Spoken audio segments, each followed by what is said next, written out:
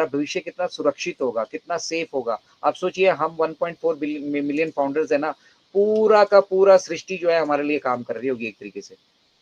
तो by revenue, पैसे से तो आप बहुत बहुत इतना बेनिफिटेड होने वाले हैं कि उसकी उसकी यहाँ पे कोई लिमिटेशंस नहीं है। पैसा भी यहाँ पे आपको अनलिमिटेड मिलने वाला है, ठीक है। लेकिन आपका रोल, हम जब इस बिजनेस को ह्यूमैनिटी के लिए डेवलप कर रहे हैं, हम ये चाहते हैं कि सारे की सारी 8 बिलियन पॉपुलेशन के पास अपना रोजगार हो, अपना धंधा हो, अपना काम हो, ठीक है। और इतने बड़े इंटरनेट के इस समंदर में आकर अगर वो एक एक लोटा, एक एक बाल्टी पानी की जितनी उनकी आवश्यकता है, उस अनुसार अगर वो निकाल कर ले जाते हैं, तो ये सूखने वाला नहीं है, ये समंदर सूखने वाला नहीं है। तो यहाँ पर वेल्थ बहुत है, लेकिन अब उस वेल्थ को एक्वायर कैसे किया जाए। मिस्टर ऐश कहते हैं ना कि हम वेल्थ जनरेट नहीं करेंगे, क्योंकि जरूरत नहीं है जनरेट करने की, पैसा बथेरा है, इंटरनेट पे बथेरा पैसा है, ठीक है। अब उसको एक्वायर करने की जरूरत है, मतलब उसके ऊपर अब अपना अपना जो प्रभुत्व है, स्वामित्व है, वो स्थापित करने की जरूरत है। और उसके लिए सबसे इंपॉर्टेंट चीज क्या है, हमारे प्रोडक्ट्स। जो हम प्रोडक्ट्स यहाँ पे डेवलप कर रहे हैं, ठीक है। ये कोई मल्टीनेशनल जो कंपनियां हैं ना, उनके वो साबुन तेल कंघी बेचने वाले काम नहीं है ये, ठीक है। ये टेक्नोलॉजी डेवलप हो रही है, ठीक है। और टेक्नोलॉजी डेवलप हो रही है, फ्रेश डेवलप हो रही है, ठीक है ना।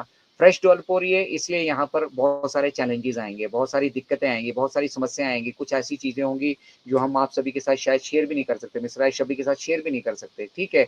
तो इस तरह के चैलेंजेस यहाँ पे बेसिकली हमारी इस जर्नी में आए। और आज जब हम 2024 में खड़े होकर देखते हैं, ठीक है, पीछे की तरफ देखते हैं हम, तो पीछे हमारे को हमारी अचीवमेंट दिखती है, ठीक है। वो चाहे बुर्ज खलीफा पे हमारे ऑफिस हो, सिस्को का सर्टिफिकेशन हो, आईकैन का सर्टिफिकेशन हो, टी हब में हम जा चुके हैं, वर्ल्ड पुलिस के साथ हम सबमिट कर चुके हैं, सुपर कार मजलिस जो दुनिया की सबसे मतलब बड़ा क्लब है, सुपर कार्स का क्लब है, उनके साथ हमारा कॉर्पोरेट टाई अप हो चुका है। बेस्ट मूवमेंट जैसी दुबई की नंबर 1, दुनिया की नंबर 1 इवेंट ऑर्गेनाइजिंग जो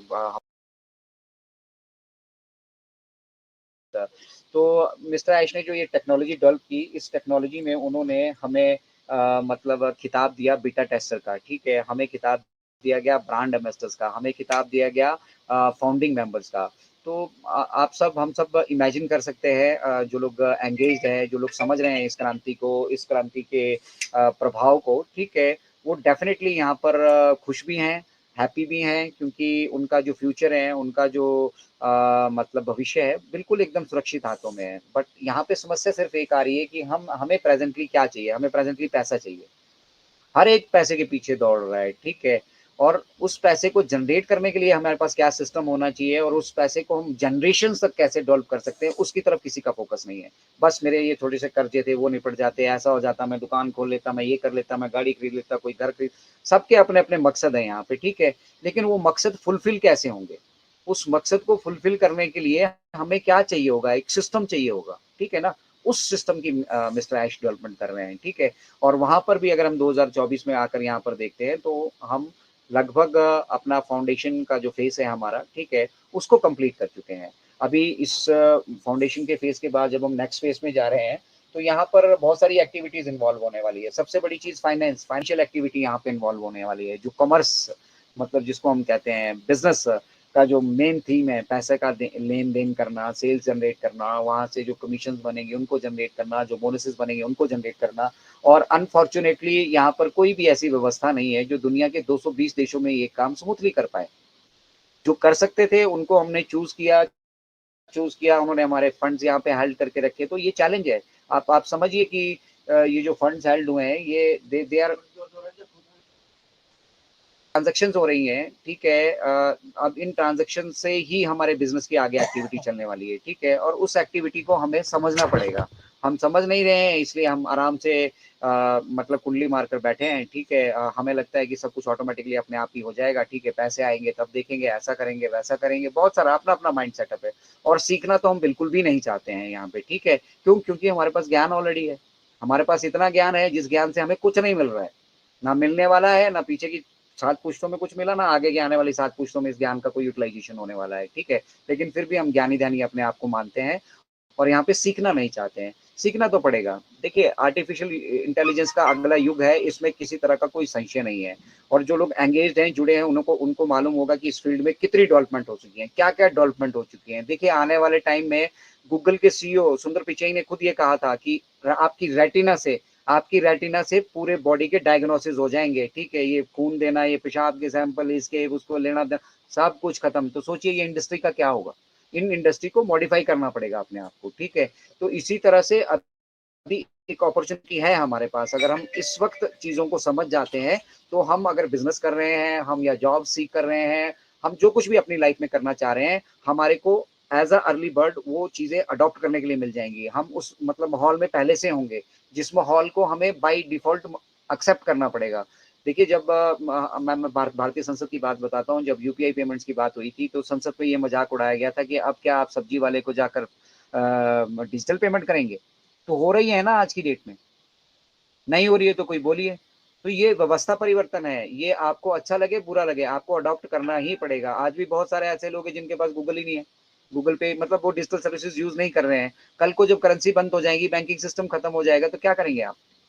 करना पड़ेगा आपको डिजिटल करेंसी, और तब आप उस स्टेज पर जाकर जब उसको ऑप्ट करेंगे, आप वहां पे असहज महसूस करेंगे अपने आप को, आपको समझ में ही नहीं आएगा कि आप कौन सी दुनिया में आ गए और आपको किस तरीके से ये करना है। और वहां पे आप फ्रॉड का शिकार होते हैं। तो हम ऑन पैसिव इकोसिस्टम को जो डेवलप कर रहे हैं, हम इस तरीके से डेवलप कर रहे हैं कि यहाँ पे फ्रॉड करने की गुंजाइश ही नहीं होगी। और बाकी के जितने प्लेटफॉर्म है वो गुंजाइश छोड़ी हुई है उन्होंने। चोर आ रहा है तो चोर के लिए भी खुला है, कोई ईमानदार आ रहा है उसके लिए भी खुला है, कोई फ्रॉड आ रहा है उसके लिए भी खुला है, कोई कैसा भी कोई भी आदमी इंटरनेट पे घुसा चला आ रहा है, उनका कंज्यूमर बन जाए, उनका सर्विसेज यूटिलाइज करना शुरू कर दे, वो क्या सर्व कर रहा है, क्या गंद फैला रहा है, क्या फ्रॉड, कोई लेना देना नहीं, किसी को कोई लेना देना नहीं। लेकिन ऑन पैसिव जो टेक्नोलॉजी डेवलप कर रहा है, जिसका हम ओ वेरीफाई का अभी इंतजार कर रहे हैं, यहाँ पर आप फ्रॉड नहीं कर पाएंगे भाई साहब, टक करते ही आप पकड़े जाएंगे। और एक बार आपका आईपी एड्रेस ब्लॉक हुआ, एक बार आपका आईडी ब्लॉक हुआ, एक बार आप इस ऑन पैसिव इकोसिस्टम से बाहर निकले, तो फिर इस जन्म में आप दोबारा इस इकोसिस्टम का हिस्सा नहीं बन पाएंगे। बहुत सारे लोग इसीलिए इसकी इंपॉर्टेंस को नहीं समझ रहे हैं। अभी फाउंडिंग मेंबर होकर भी गालियां निकालना, यूट्यूब पे बकवास करना, सोशल मीडिया पे जाके बकवास करना, उनको मालूम नहीं है एक बार अगर वो यहाँ से आउट हुए तो एज ए एफिलिएट भी वो दोबारा यहाँ पे कभी नहीं आ पाएंगे, आ ही नहीं पाएंगे। सिस्टम, ये बिजनेस अपॉर्चुनिटी उनसे हमेशा हमेशा के लिए छूट जाएगी। तो दैट इज द इम्पोर्टेंस। हम यहाँ पे रियल लोग चाहते हैं, ऑथेंटिक लोग चाहते हैं, और वैसे लोग चाहते हैं जो इस व्यवस्था परिवर्तन में कंट्रीब्यूट करना चाहते हैं। जो नहीं कंट्रीब्यूट करना चाहते हैं, जो नहीं सहज महसूस कर रहे हैं, जो नहीं सीखना चाहते हैं, तकिया और कंबल लें, आराम से अपने सोते रहें, ठीक है ना। बट अगर आपके अंदर मंशा है, अगर आप कंट्रीब्यूट यहाँ पर करना चाहते हैं, अगर आप मिशन विजन को समझना चाहते हैं, अगर आप एआई के उस नई ट्रांसफॉर्मेशन को, नए युग को और नए व्यवस्था परिवर्तन में जो ये डेवलपमेंट हो रही है, ये जो रेवोल्यूशनरी प्रोडक्ट्स यहाँ पे डेवलप हो रहे हैं, ठीक है, ये मल्टी बिलियन डॉलर बेबीज हैं भाई। हमें समझ में नहीं आ रहा है, ठीक है, क्योंकि अभी हमें मिला कुछ नहीं है, ठीक है। पर जब आपको मिलेगा तब आप समझेंगे, और तब आप कुछ करने जाएंगे तो आप ऑलरेडी 6 साल लेट हो चुके होंगे। तो यहाँ पे जो लोग जुड़ चुके हैं वो 5 साल ऑलरेडी आगे हैं, और जो यहाँ पे जुड़ने के बावजूद भी एंगेज नहीं हो पा रहे हैं, चीज़ों को नहीं समझ पा रहे हैं, अप्रिशिएट नहीं कर पा रहे हैं, ठीक है, वो हमेशा वहीं रहने वाले हैं जहाँ वो आज हैं, बेशक उनके पास दौलत होगी।